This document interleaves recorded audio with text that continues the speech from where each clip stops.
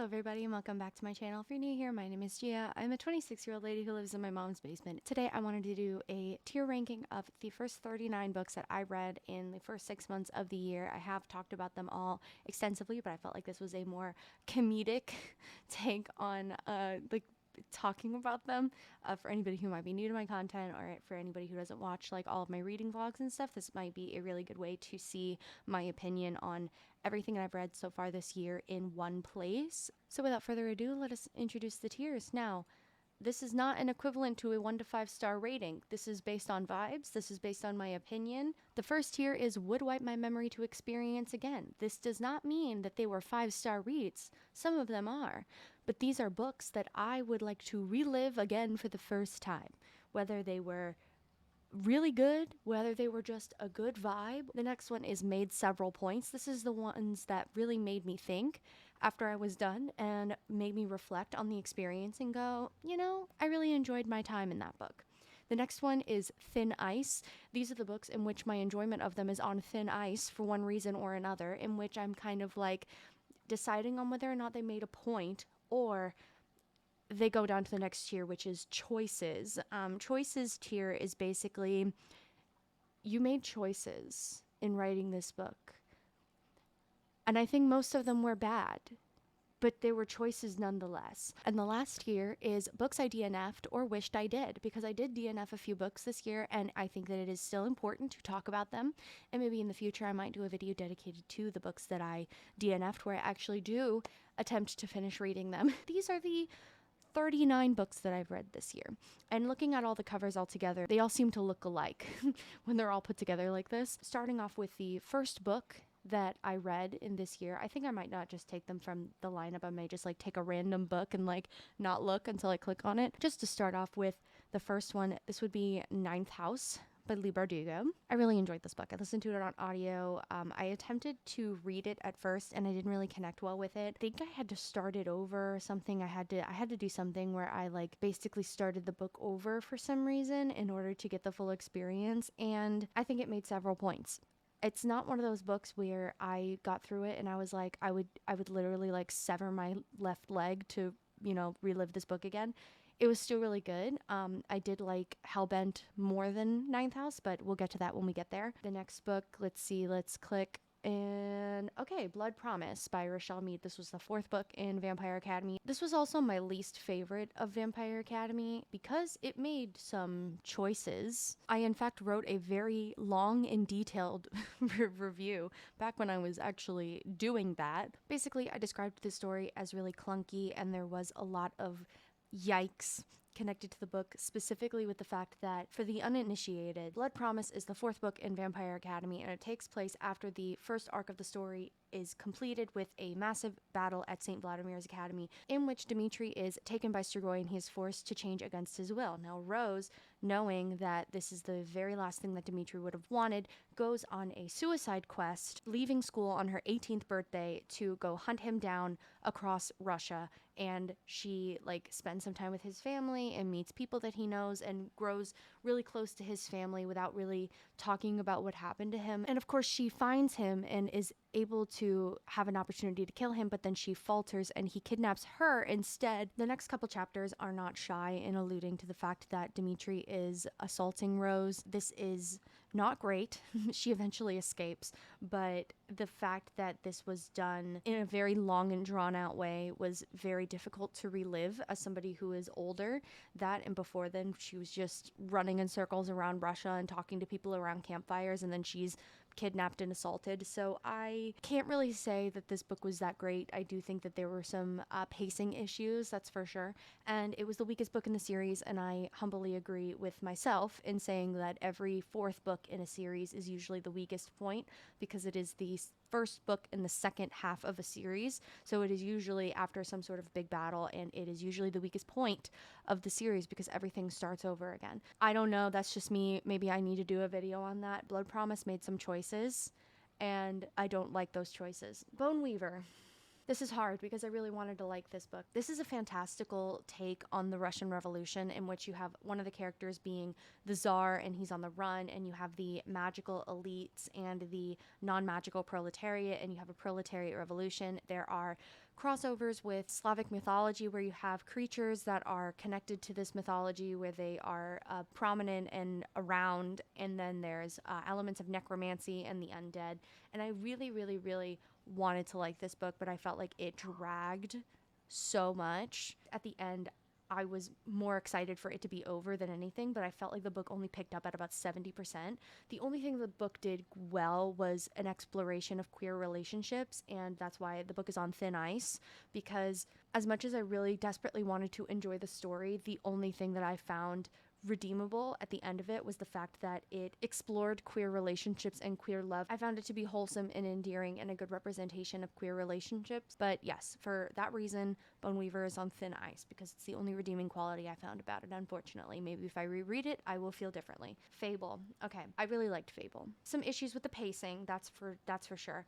But overall, I think that this book made several points. I think that it was good. I think it was unique. It was about a 17-year-old girl named Fable who was marooned on an island for several years because her father left her there, her father being a very notorious trader / pirate in the area, and there was a accident. It caused Fable's mother to die in the aftermath, and her father and her were both so wrecked about this that her father decided, I'm going to abandon my kid. And he does. So she spends several years scraping together money to kind of chase after him because she believes that if she is able to find him, she will be able to earn her place on his crew and actually feel like she belongs with him. I have not finished the rest of the series, but I think that this was a really good introduction and it was different. It was really just, it was out of my wheelhouse when it came to fantasy. This had more of an element of like a historical fantasy than it was anything else, and the romance was light, but it wasn't non-existent, so it was quite refreshing. With the concept of Fae as the principal mythological creature, I think that this was just a breath of fresh air for me. Quite literally, it was a vacation on the seacoast as prescribed by a Victorian doctor. Court of Wings and Ruin. This is hard. It's not that A Court of Wings and Ruin is bad, because it's not. I think it's a really good series ending. I think that it did a lot of good things. I disagreed with a couple of things that happened. First and foremost, Feyre and Rhysand having sex in a war camp, like climaxing to the sounds of the dead and dying. Sarah, why? Why did you write that, ma'am? I'm a little bit confused as to why you wrote that in the first place. They never gave the girl's father a name. Like, it was just their father, and I wonder if maybe Sarah did that on purpose to kind of make the story more relatable to an insert character. However, their father was pretty important to the part of the story. Like, he was why they were poor in the first place, and that was why Feyre was out in the woods in the first book anyway. I think that their father had a little bit more of an important role to play than just being their unnamed father. That, and I kind of would have been fine with Amryn dying in the end. Like, I kind of would have been okay with her sacrificing herself, but then she just ended up living somehow. It's not that I didn't like it, it's just that it's not A Court of Mist and Fury. And I think that that's a very clear distinction. So for that reason, I'm going to put it on thin ice, because it's not, again, not that it's a bad book. It's the fact that there are some faults. There were some choices that were made, but not enough choices that landed into the choices category. It's on thin ice. Sarah made some decisions that I find questionable. Sorcery of Thorns. I would wipe my memory to experience this again. I loved this book. It was so vivid, and I really enjoyed this story. I'm always a bit of a slut for any book that takes place in a library, any book that takes place in a college, anything that takes place in like a museum. I am all for like the fantastical Indiana Jones adventures types of stories, like uncovering lost mysteries and lost events, and anything that has to do with that kind of thing, I salivate over, like salivate and shake to my core about, like at the point where I might as well just write the damn books myself. I loved this. Magical library, the grimoires come to life, and there's a conspiracy. Oh, you've got me. Violet Made of Thorns. Same thing. I was so intrigued by the main point of view character being a seer that was bored, and that she was not this like mystical lady that could see into the future and that she spoke in riddles. Like, she wasn't like, you know how like Professor Trelawney from Harry Potter is, yes, a lady who could see into the future, but she was kind of endearing because she also had crippling social anxiety, and that's why people found her so innocent in a way, in that she was just a sweet, shaky old lady who was granted the power to see into the future, and thus she was extremely important, but at the same time, at her core, was just a very shy person. Take that concept, but make it into a independent and sassy seer who is bored of reading people's palms day in and day out. And then the king and prince of her country are telling her to lie to people to make sure that everybody stays happy because things are happening and everybody's getting a little unsettled. Like, honestly, I stand. Like, she was more exhausted than anything else. And I think that having a character like be visibly tired of all the bullshit that's going on just makes it so much more, I don't want to say relatable. It really humanizes the characters because not everybody should be ready to go, oh, let's do this for the greater good, like gung-ho for every decision that gets made by an authority figure, where it is right to question people. It is right to question the things that you're told and question whether or not your role in society is good or not. To Kill a Kingdom. I think that To Kill a Kingdom is a really good example of something that takes a story, a concept of a story, and then twists it in a way to make it something completely different. Because I compared this to a dark reimagining of The Little Mermaid that was about sirens. It was also a deeply refreshing breath of fresh air because I was so happy to be reading about something that wasn't fae.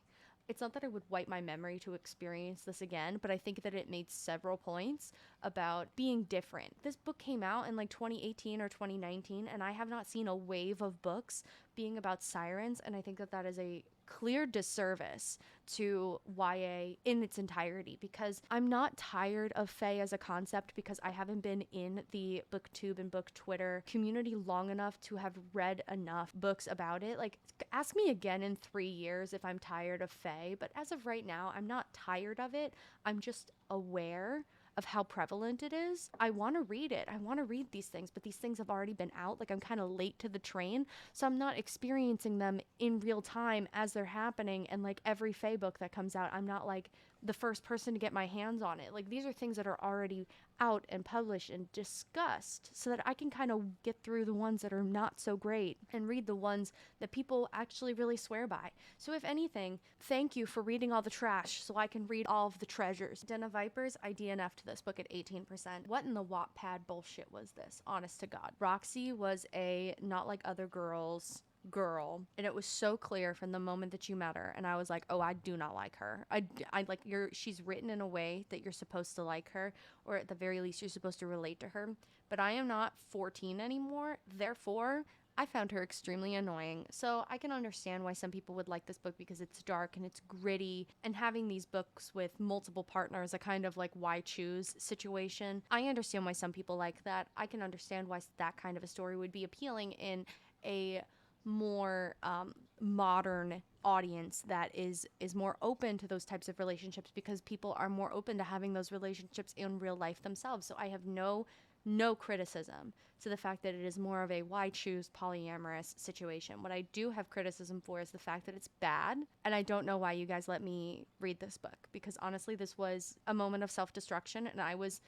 very happy that the clarity came to me quite early at 18%, where I said, you know what, I would rather read something else. So Last Sacrifice, I recently did a whole revisiting of Vampire Academy, and the series is not without fault. Believe me, the series is not without fault. But I think that Last Sacrifice makes several points. As the final book in the series, I think that this is at the point when Rochelle Mead is kind of fully evolved into her mystery subplot sleigh, where she is gotten very good at weaving a mystery into a story in a way that even I, as an old fucking lady reading this series for the third time in her life, even though it's been a decade since I read it the second time, I did not see the ending coming. Like, I remembered who was the who and who done it, but I didn't remember how or why or what was all the little things that happened in between. So I really have to give Rochelle Mead credit where credit's due, in that Sis is really good at building a mystery plot, and I saw that even further when I might as well just pick it up.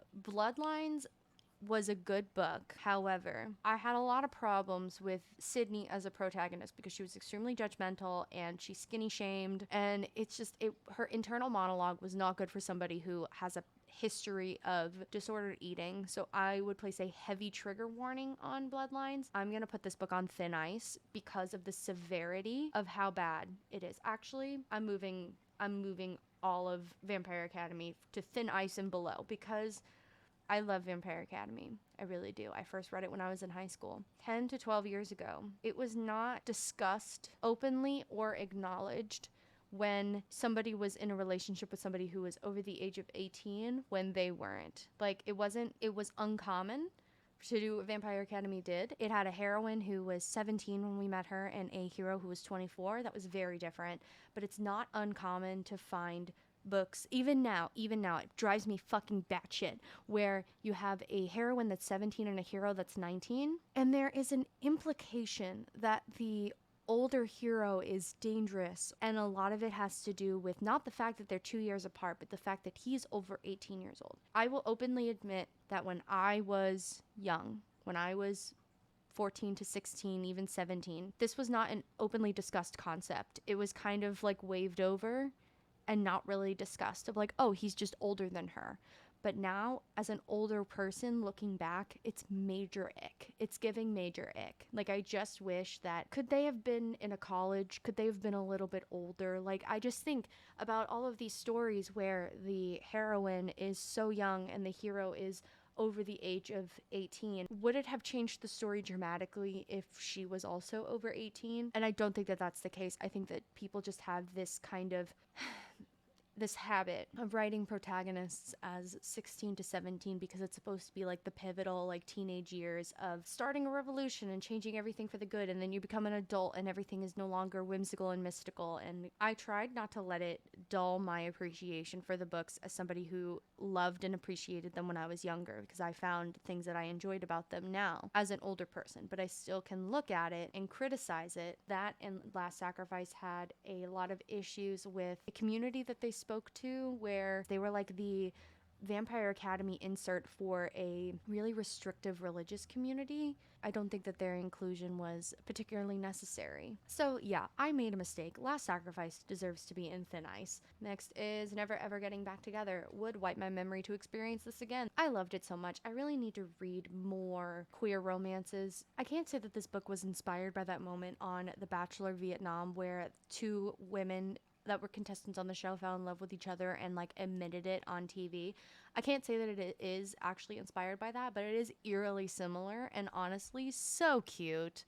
Such a cute story, such a sweet story. I loved it. It did make me tear up a little bit at some points because I just really needed a very wholesome story at that time, and that's a really good example. Fourth Wing. What whiplash on that, but I would wipe my memory to experience this again. I did get my hands on a physical copy. I will be rereading it again. Another reason why I really, really enjoyed this is because, my God, what a breath of fresh air. Honestly, I don't think that Fourth Wing would have made that big of an impact if it wasn't so different from the norm of what's being published these days, because it has nothing to do with fae, it has nothing to do with vampires, it has nothing to do with werewolves, it has nothing to do with mythological creatures other than dragons. Does the society that they live in come off really militaristic and authoritarian? Yes. And I would like to learn a little bit more about that, because they seem to live in like a kingdom, and there's a king, but then there's like a general in the army, which is more of a modern term. So I would like to know a little bit more about their government structure. I also think that in the next 2 or 3 years, you're going to see a lot more dragon books. I loved this. I'm unashamed to say that I loved this because it was just so different. It was something that I needed. Honest to God, it was something that I needed. Is it goofy? Oh yeah. Fourth Wing is so goofy. I have ideas to talk about. Fourth Wing is goofy. It has its moments. But my God, was it not an enjoyable fucking time? So honestly, Fourth Wing deserves what it's getting. Maybe not as, a critical darling. I would not be surprised to see it nominated for Best Book of the Year. However, I would disagree with it winning Book of the Year. Spiritbound. I don't remember that much about Spiritbound. I know that I liked it more than Blood Promise, if I remember correctly. Did a much better job at doing what Blood Promise was supposed to do, in that Blood Promise was just a lot of crawling to a finish line that it didn't deserve to crawl to. And all of the things that happened in Blood Promise is what landed it in the choices category, but Spiritbound was a much better book. So it's going to go into thin ice again for the same reasons that the rest of the books are there, in that there are elements that are highly problematic, but I can't appreciate elements of the story, and I can't appreciate the story because I I do like it. Like I do have some nostalgia attached to it, but it is problematic in some ways. Next is Monsters Born and Made. It's not that I didn't like this book. It's just that I wanted more from it. I thought that it was two completely different books. There was one part that was like a commentary on classism and racism and revolution, and then there was a Hunger Games derivative part of the story. So I did do a full book review on this. I did do a dedicated video to this book because I did really like it, but I walked away from it having a lot to say about what I wish that I experienced in the book. Again, it's not that the book was bad. It's just that there were definitely some things that I wished were discussed. Maybe this will be discussed in a later book, but I think that it was a book that made a universe that was too big for itself. I've talked about that a couple of times, where sometimes I feel like YA books almost need to be aged up to a new adult category because there are so many other things that could be defined and discussed in that universe that are brought up as something that's really interesting and really dynamic in the series, things that can be explored at such a deep level, but they're not because of the age group. For those reasons, I'm going to put it on thin ice because it's not a bad book. It's just, there was more that needed to be done. Final Gambit. I liked the Final Gambit less than Hawthorne Legacy, but more than the Inheritance games. I think that all of these books are really good. I've talked about them extensively about how I really enjoy this kind of Da Vinci Code-esque problem solving where it's like 100 different little puzzles in one. That's very interesting to me because if you come up on a dead end in a puzzle, the next clue is just going to come up anyway, or there's going to be several little clues all in one thing that all point to the same destination. And I find that so interesting, and the way that that is layered and creative, I find to be so dynamic and so interesting. Like, how do you make this shit up? I don't, your mind, honestly. I did complain about the teenage antics of it. It was inoffensive. There was nothing problematic about it, and the things that were problematic about it were addressed in narrative as problematic. So honestly, it made several points. I have no complaints other than teenage antics, and for that reason, Hawthorne Legacy is also going to go into made several points because I enjoyed my time there. It wasn't good enough that I would wipe my memory to experience it again, but it was still really good and I had a lot of fun with it. Babel would wipe my memory to experience again. I will probably get a physical copy of Babel as well. I'm an anthropologist. I went to school for anthropology, and this book is basically if you sat in a lecture hall for a semester of anthropological theory for how long the audiobook is, was 26 hours? For 26 hours of an audiobook. A major thing with anthropology is understanding where the field has come from and knowing how much work has been done to move on from the problematic past of the field. But understanding where it came from and how we've changed and evolved is important in understanding how to not make those mistakes again. What I found so dynamic about Babel is because it was like reliving that. It was like living that experience of seeing this narrative of people who are being mistreated because of the color of their skin or where they're from or the languages that they speak, but then they're being exploited by a institution that is using them to gain their knowledge and then just discards them. And I think that that is a very important narrative to tell about colonialism, but it also brings up elements of racism and classism and sexism and all the isms that are very important for us to understand about how the world works, about how the world has gotten to this place. And it made me think about sitting in my anthropological theory class in college and talking about the way we talked about these old anthropologists, that they would be like these marble busts that are talking to you. And it's like it was important for you to hear what they were saying, but part of the learning experience was also dissecting it and showing why it was problematic and controversial and how we have learned from it to move on. It's very critical. It's very analytical. It's like confronting the ghosts of your past who walk towards a more positive future. Like, you leave the book and it's horrifying. The book itself is horrible and horrifying. And the whole time you're listening to this and you go, oh my God, these people are all terrible.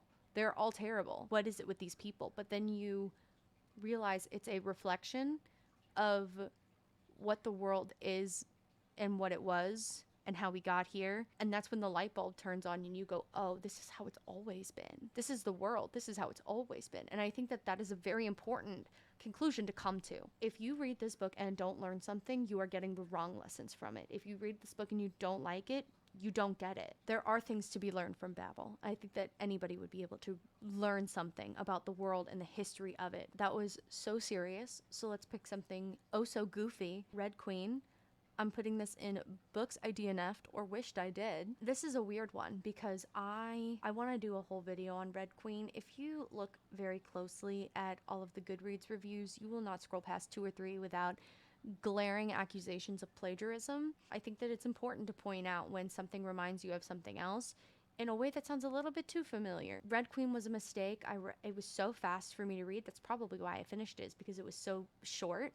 This was not it. I want to do a whole video on this. Terms and Conditions by Lauren Asher. This book is on thin ice for me. I had many problems with Terms and Conditions because this was another example of a book in which the two leads have a age gap. I think they're 13 years apart. I think it's the book with the largest age gap that I've ever read. Being 13 years apart with a major power imbalance, the hero being a CEO and the heroine being his assistant, and then they end up being in a marriage of convenience. The amount of power that he held over her in the midst of him basically emotionally abusing her for 350 pages left a very sour taste in my mouth. The amount of emotional turmoil and emotional destruction that the heroine had to go through in order to earn the hero's love, or to, not even earn, just to receive basic human decency, was a bit too much for me to handle, and I did not like it. Iron King by Julie Kagawa. I didn't hate this book.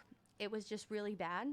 Like, the writing was really juvenile, but I liked some choices that it made, and I liked some of the unique direction in that it was showing a new kind of fae that was out there that was made of iron due to technological pollution, and about people throwing away trash that cannot be recycled, and thus it took over this like mystical like land of the never never, the land of the fae. I thought that that was a very interesting concept, and it was enough for me to want to continue with the series, but I don't know if I will, and for that reason it's going to go in choices, because there were choices. I just didn't like a lot of them. It was very corny, it was very cheesy, the writing was very juvenile, but this was also made in 2010, so I really can't hold it to an extremely high standard, because had I read this in 2010, I was 13. If I had read that when I was 13, I would have ate that shit up. It's just I am 26 now, and it was not for me. It was not for me. Poison Season would wipe my memory to experience again. This book was fucking excellent. It was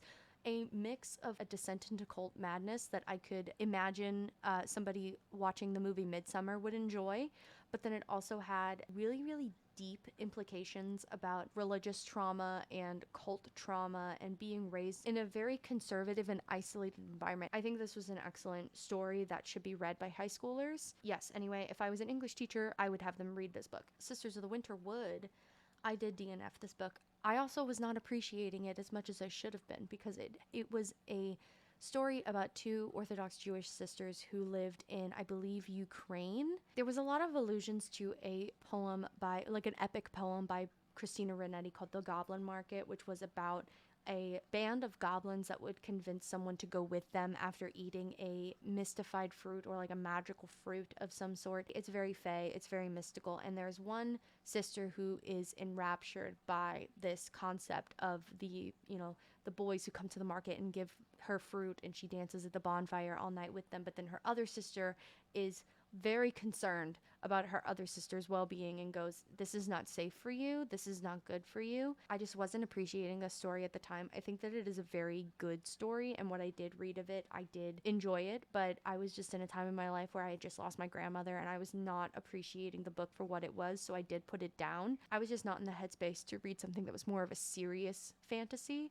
So I hope to one day pick this book back up. The Invisible Life of Addie LaRue. I have called this book White Girl Immortality because Addie LaRue really lived 350 years and did not comment once about slavery or abolition or racism or the women not having the right to vote. Her whole concept was that she was a ghost living through time in which nobody remembered her, but she didn't even really try. I mean, I understand, like, she didn't have an identity, therefore she couldn't vote, but she didn't even think about it. She didn't even talk about it. All she did was lounge in people's apartments where she shouldn't have been. People that she earned their trust and they would leave for months at a time. Like they were a movie star, they did certain things, they would leave for months at a time so she could just camp out at their apartments. She wanted to leave her mark on the world through art, and there was a lot of interludes of, you know, people painting a mysterious woman they didn't know the identity of, and basically about how that identity of her like created this mysticism about her, and it was like it was making people money basically. Like her as a figure, as a mystical person, was making people money through art. So like I understood what V.E. Schwab was going for. It was this is difficult because I did really enjoy the book, but were you against racism or not, Addie? Were you for the women's right to vote or not? I'm a little bit confused. So as much as I enjoyed it, I do have to put the book on thin ice. At any given moment, this book could be placed into choices based on Addie LaRue's responses to the posed questions I have asked her. So for that reason, I have to put the book on thin ice. I know that that's going to make a lot of people angry, but it's kind of the truth. Shadow and Bone. I enjoyed Shadow and Bone. It's just, I was bored and didn't do enough. And going back and rereading something that Leigh Bardugo wrote 10 years ago was not a great choice. I should have read Shadow and Bone first so that I can really see the evolution of her work and that I didn't have this really high expectation as to what I was getting myself into. It wasn't bad. I think that it was a really good introduction to a series. It was just a lot was going on, and I'm really tired of these mystical, hundreds of years old men preying on 17-year-old girls. Like, would the story really change that much if the girl was of age? And then people always say the argument of, well, adulthood in certain books is different than others. I don't care. I don't care. Because it's still presenting a power imbalance that I don't necessarily like, and for that reason, it's going on thin ice. I'm a little concerned about Alina right now. A Court of Frost and Starlight, put that bitch on thin ice. There were parts of the story that needed to be said, like, you know, Cassian and Nesta side-eyeing each other like they did at the end of A Court of Wings and Ruin. You know, an important conversation between Feyre and Rhysand about whether or not they want kids. I thought that that was a very important discussion to be had by two people who love each other and are aiming to, like, arguably spend the rest of eternity with each other. I think that that's a very important question that you should have, and that a pregnancy or a child was not a surprise in this instance. But then there was ACOTAR Christmas, and ACOTAR Christmas made very little sense as to why it was there in the first place. Between Wrath and Mercy, I would wipe my memory to experience this again. The way that I tell you guys, I cried my eyes out. If you don't like the second chance romance trope, you're wrong. You're incorrect. You need to accept that you're wrong and rectify it immediately, because it is a superior romance trope. Period. End of story. Lost Apothecary, would wipe my memory to experience this again, because oh my god, what a good story. It is definitely going to be its own personal video, so I won't talk about it for the 7th millionth time again, just like I have for a lot of these books in this top row. If you really like historical fiction, this is the book for you. The cover is very colorful and whimsical, so it's giving you more of a fantastical element to it, and that I don't hate that, but it's more of a historical fiction. I think that it does the genre justice. I think that it's a really good example of a historical fiction that you should undoubtedly read. Another one in the same category is that would be Foul Lady Fortune. This talks a lot about a time period and a place that I didn't know that much about. It took place in China, and it had a lot to do with their enemy being imperialist Japan and the communists rising up. You had these protagonists that were part of the Communist Party, but then there were people that were spies, and it was just this espionage project of who is on whose side. I think that it was a very well constructed narrative. I also walked into this book not realizing that it was part of the same universe as These Violent Delights, which I have not read yet. So I walked into this believing it was just by the same author. I'm like, oh weird, her cousin Juliet died? Man, I hope that gets answered. It's already been answered.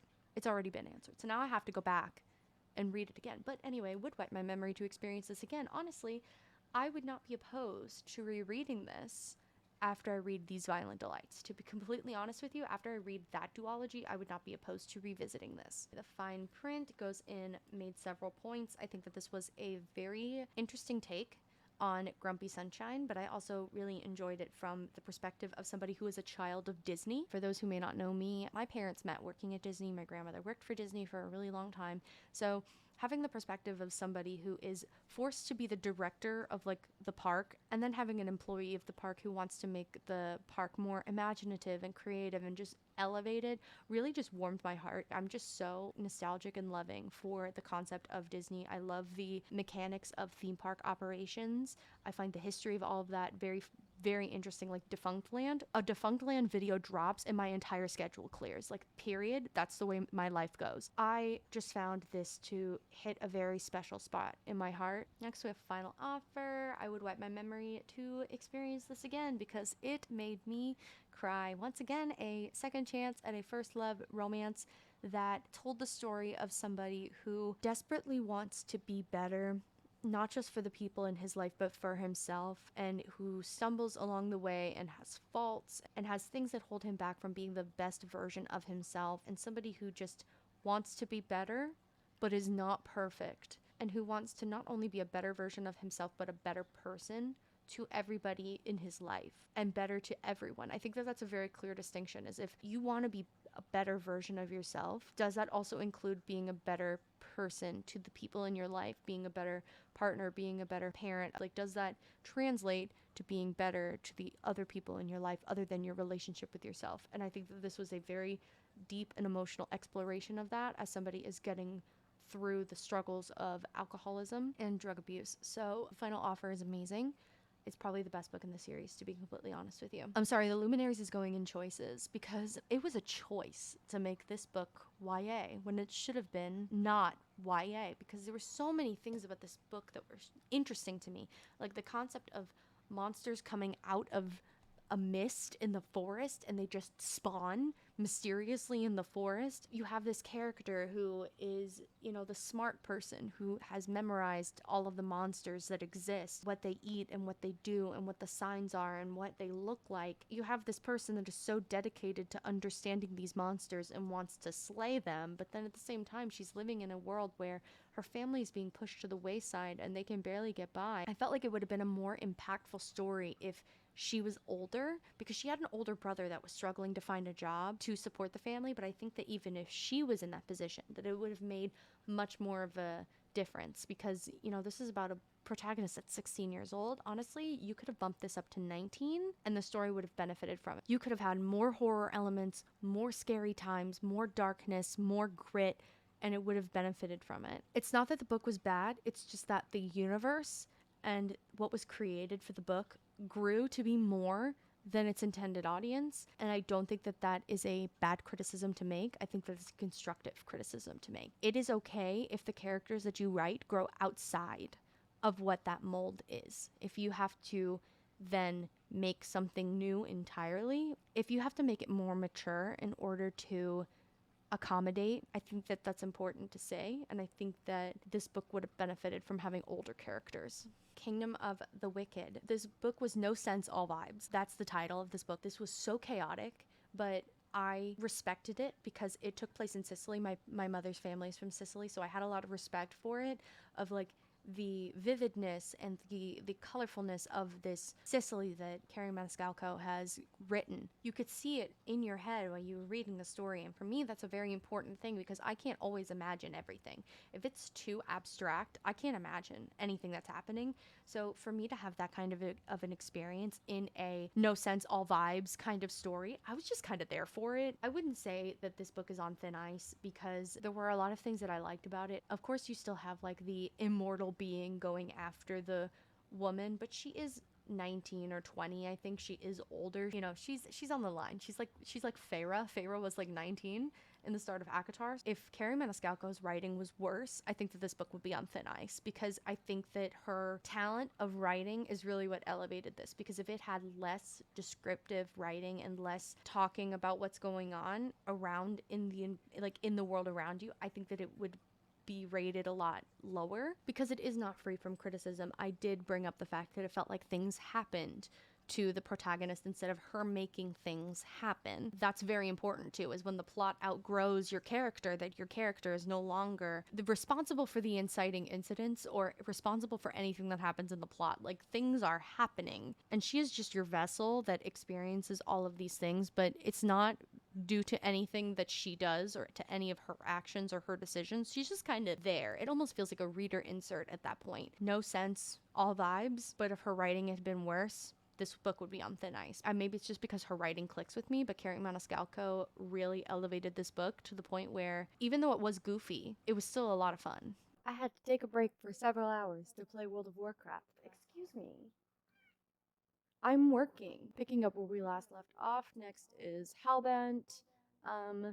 Would wipe my memory to experience this again. I loved Hellbent. It was such a good time. I read it in January, so excuse me for having very little to say about it, but I did write a full book review on it, and it is still to this day my most watched book review as of at this moment. I'll have to like double check that, but as of my recent like last year stint on YouTube, that is the book review that has the most views. So it holds a place in my heart for not only being a amazing book, but also being a moment on BookTube where I was actually getting views. So for that reason and other reasons, I have a lot of appreciation for Hellbent. Again, I read it in January and it is now July, so I don't remember that much about it, but I just had a lot of good things to say. Honestly, go watch my review. Go watch my review. I don't remember anything.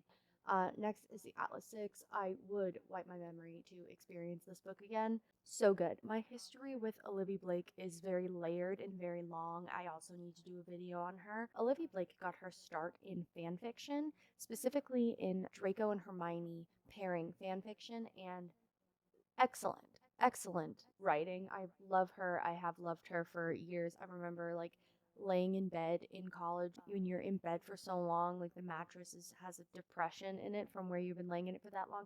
That's where I was when I was reading How to Win Friends and Influence People by Olivia Blake on fanfiction.net. That is exactly where I was every time a new chapter came out. And I was tracking that fic for over a year.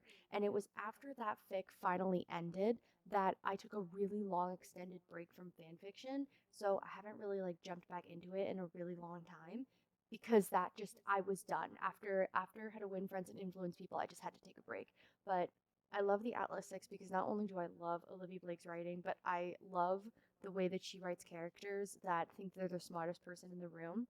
I personally love that. I love when everybody is just talking in gripes and in layers and everything with each other, and it's just they're all seeming so bored with each other, and they all think that they're the smartest person in the room for one reason or another. And I just find that so entertaining because they're always just taking turns calling the other person boring or contrite or all these words that you have heard before, but you may not know the definitions of. Like, I read Olivia Blake and feel smarter afterwards. I feel like that woman has a thesaurus next to her at all times. I stan Olivia Blake. I have been a stan for a really long time. I'm listening to the Atlas Paradox right now, and I'm 90% through, so I love it. The Wolf and the Woodsman. I don't have a lot of feelings about The Wolf and the Woodsman because I liked it. I think it's a good book. I just didn't get it because it was based on Hungarian history and Jewish mythology, two things that I don't know anything about, and I'm not going to pretend like I do. If those things are lost on me when I don't get it. Like I walked away from it going, that was a really good story, but I'm not entirely sure what I was supposed to get from it. I'm gonna say that it made several points because it did inspire me to be on the lookout for things like that. Like I'm a sucker for like going down YouTube video rabbit holes about mythology, like basically like history documentaries. It inspired me to learn about something that I didn't know previously because I'm a very passionate person about history and I'm very passionate about mythology and where things come from and everything. It's about my connection to archaeology and my connection to anthropology and stuff. So I have a vested interest in learning what the story was about in order to make me get it. It's just when I read it the first time, I just didn't understand. I'm going to say that it made a point because it inspired me. And I think that's also a good thing. I think that that's good because I can't I can't put it on thin ice. Are you joking? I can't put it on thin ice because for what reason? Like it didn't do anything. I just didn't get it. Like if anything, it just made me smarter or feel like I needed to learn something because I walked away from it going, I don't know what this story was about. And honestly, that's always good. You should be learning stuff. Like Babel made me feel the exact same way. Except I walked into Babel with some background knowledge. I walked into Babel knowing a lot about what was being discussed there. So it wasn't as much legwork for me to do when it came to reading Babel, because I knew what was going on. I knew what it was about. I had been there. I'd sat in the classroom. And so when I read it, I was like, oh my God, like I get it because I had that background knowledge. Not everybody does. Last Tale of the Flower Bride, I would wipe my memory to experience that again. It was giving very Secret Garden, but with a twist. It was giving very whimsy. It was giving very magical realism. It was like giving the house is alive like an Encanto, but it was a mystery and there was a murder, and didn't expect the way that the story ended. It was about such an enigmatic woman who marries this man who promises not to ask her any questions about her past in order to have her love, and he's so enraptured by her. Things start to get exposed about her, and he becomes curious because at that point his interest is piqued so much to the point, how can you not look any deeper? How can you like live in ignorance and pretend that something isn't bothering you when he's finding out these things, that, you know, her friend went missing and maybe presumed dead, and she doesn't want to talk about it. Like those are things that, why wouldn't you search deeper about? So honestly, I don't blame him, and I think having the bridegroom not being identified by his name is a really good move, because it's not a reader insert, but it's a reader perspective, because we also don't know what's going on. It's like an additional layer to a mystery, in that you're trying to find out like the who and who done it and how and why, but also you're experiencing it for the first time the same way that the narrator is, which the bridegroom was the principal narrator, and he's finding out all of this information firsthand the same way you are. His internal thoughts don't really matter all that much, because it's really all about the both of us figuring out everything at the same time. So I thought that him not having necessarily an identity was kind of interesting. It was a kind of an interesting way to go about it, in which almost we are narrating the story, like we are experiencing it. So I guess in that way it is a reader insert, but it's not meant to be that you have an effect on the story in that kind of a way, in like a reader insert kind of way. It's like more of your experiencing. Empress of All Seasons. This is the book I just finished. I would wipe my memory to experience this again. I literally just finished this book like 2 or 3 days ago, and I'm feeling still really good about it. The way that the story is presented, because at first I was having issues with the pacing. She is a yokai, which yokai being a Japanese mythological creature. A yokai is a mythological creature in Japanese folklore that can take several forms. She is a animal wife, and these animal wives use their looks to marry vulnerable men, and then they kill them, and then come back with all of their money, have children with these men that they later then kill, but they only can have women. It's like a women only society. Enlists in a competition to earn the hand of the prince who will become the emperor, and to do so she has to conquer the seasonal runes. This is basically the Hunger Games, but seasonal. I felt like everything was going a million miles an hour, but then you had these interludes of mythology, talking about the mythology of how this universe is set up, and everything was basically just giving us more insight into Japanese mythology and folklore.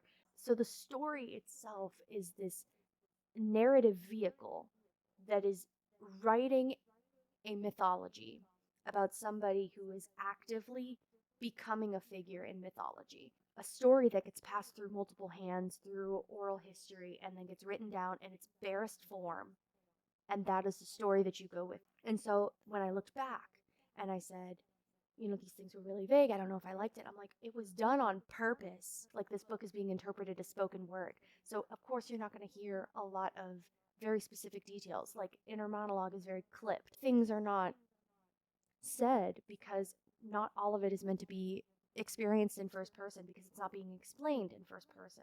So I thought this was kind of genius. Yes, I would wipe my memory to experience this book again, because by the end of it, I was like the light bulb turned on. And I love those moments in book. When I get to a part of a book and then the light bulb turns on, that's how I know I'm going to want to like experience that book again for the very first time. But yes, Empress of All Seasons is an excellent book. King of Wrath. I don't read mafia romances. I don't read contemporary romances. I am a contemporary romance hater. I'm trying to drag myself out of that. But if I am not a bitch for a good mafia romance on occasion, I don't know who I would be. I don't know who I would be if I did not admit that I was a bitch for mafia romances. Yeah, is there a really deep power imbalance?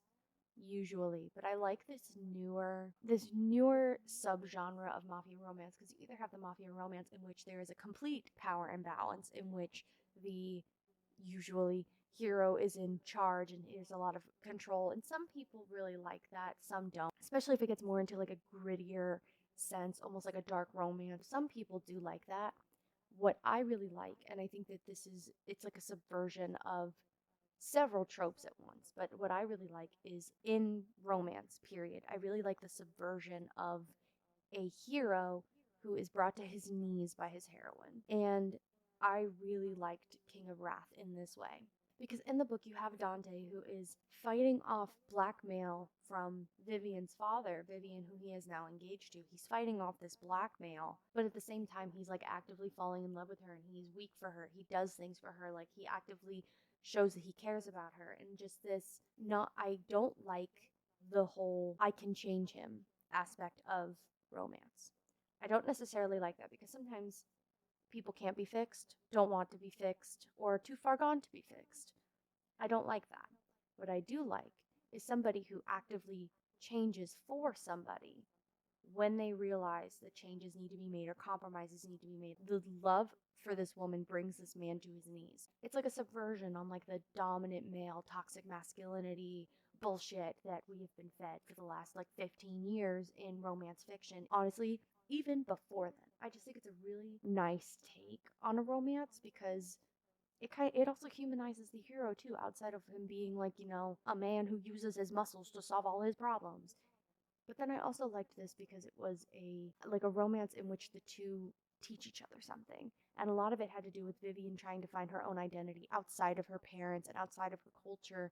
And I thought that that was very well done. I thought that it was well done. I thought that her exploring not only her identity of self, but her identity as Dante's partner was very well done. It was great. It made several points. I think that Anna Huang did a really good job, and the sex scenes were not disgusting. The Goddess Test. So I picked up this book because I hadn't read it since I was like 15 or 16, and I loved this series. It was a modern, I don't want to say modern, it was published in like 2009 or something. It was a contemporary take on a Hades and Persephone retelling about a girl who has to basically audition to be Persephone, and like Hades is under, or Henry, his name is Henry, he is under a curse that he cannot find his Persephone and that she dies like somewhere along like at this audition to be his Persephone. She has to complete all the tasks and complete all the tests to become Persephone. It's almost like a Hercules becoming a true hero kind of a journey, but with being a goddess. It's an interesting concept, except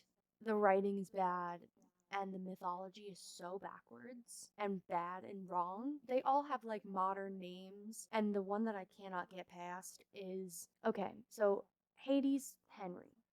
Okay. Athena, Diana.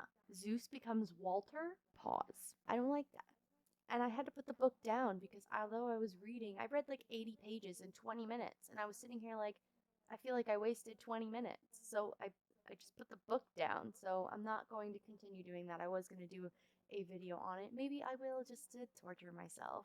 Nettle and Bone made several points. I think that Nettle and Bone is a really good example of fairy tale subversion. Our main character is the third daughter in a wealthy family, and her older sisters were both married to the same prince. Her older sister died in childbirth, and her second sister continues to use pregnancy to avoid abuse by this prince. So Mara goes out on an adventure basically to rescue her sister and kill this prince. And by the time we get started in the story, she's already doing her first task. Like, we didn't have the whole like welcome to the universe, oh no, we need to find out what's going on, oh no, we need to fix it. Oh no, she's already on the journey. She's already on the first task. And honestly, I thought that that was really refreshing, but then it was also discussing, and of course, it may take you out of the book a little bit, but talking about how she knows that if her sister dies, she will be next, and she refuses to be a part of that narrative and refuses to be a part of a narrative that enables abusing women for the sake of continuing a bloodline and for power. So she is dead set on not only saving her sister from a worse fate, but also preventing herself from being put in that situation too. And I thought that that was a really interesting subversion. Also, the characters were just so intriguing. And there was that grave witch who was so funny. She had like a chicken as her familiar, and she always joked that there was a demon inside the chicken. I said this in another video, but it reminded me of in the Marvel universe, you had that cat that was actually an alien that ate people. That's what the chicken with the with the demon inside it reminded me of. And then we're gonna end with Of course, I reread The Cruel Prince this year. I read The Cruel Prince for the first time in 2020 in the very, very, very beginning of lockdown. It was the first book that I read, coming back to reading after years. And I took another break after I was done. I liked The Cruel Prince the first time, and I liked it the second time. I wouldn't say that I would wipe my memory to experience it again, but I think The Cruel Prince sets a lot of trends that became commonplace later. You have this character who's so dead set on violence and a warpath. She microdoses herself with poison to make herself immune to it. So good. And the whole point is that the people are all genuinely terrible. Like, the Cruel Prince is actually so cruel. It was an actual example of a knife to the throat, enemies to lovers, or enemies to allies to lovers romance. And I think it sets a standard. I'm not saying it's the best thing that's ever written, but I think that it set a standard, and I think it set a trend. And for that, we have to thank it for making several points, because without it, we may not have gotten to this point where people are craving that, like, knife to the throat, like, enemies, I hate you, but I love you kind of romance. To be completely honest, I don't see that very often. Granted, I, again, haven't dove face first into the Kindle Unlimited swill of, like, fae romances that claim to be enemies to lovers. I know other people have. I haven't gotten there quite yet. They just hate each other with a burning passion, like, would kill each other actively. And then things start to change later, because always I hear these, I listen to these enemies to lovers. Like, Fourth Wing is a great example. Like, I was supposed to believe that Xaden was an antagonist. Are you joking? Violet calls him hot within, like, there's a paragraph. There's, like, several paragraphs dedicated to how hot this man is. I was supposed to believe he was going to be the antagonist. You're joking. You're joking, right? And that was called enemies to lovers. If there is no knife to the throat or about to stab someone in the kidney, they are not enemies to lovers. If there is no epic betrayal that is not understandable, these betrayals that come out of nowhere, that you feel like the other love interest is getting fucked over, and it's not for, like, any reason that you could see of, oh no, like, they meant well, or oh no, there was a misunderstanding. No, they actually did something to fuck them over. If it's not that, it's not real enemies to lovers. I'm sorry, my cats are fighting. Apparently, they're sick of me talking about this shit too. So yeah, let me move this over. I was kind of hiding the ad. I feel like people are going to be mad at me for how I rated A Court of Wings and Ruin, Addie LaRue, and Court of Frost and Starlight at the very least. Please don't be mad at me for my opinion. If anything, I would love to hear yours. I don't mind. So yeah, I would love to rewatch this video when I, do the next one in, like, the next 5 or 6 months, and talk about the other books that I read in the other half of the year. I just felt like that was a really good way to kind of give a succinct, summarization as to how I feel about every book, but then also not telling you how I rated them on a star scale 1 to 5, but how I felt about them, like, at the core of my soul. Anyways, that is all from me today. Thank you so much for hanging out with me if you got to the end of this video. If you'd like to find me anywhere else, you can find me on Twitch, Twitter, Instagram, and TikTok. Remember to drink water and be nice to each other and exude kindness and empathy with everything that you do. And I will see you in the next video. Bye.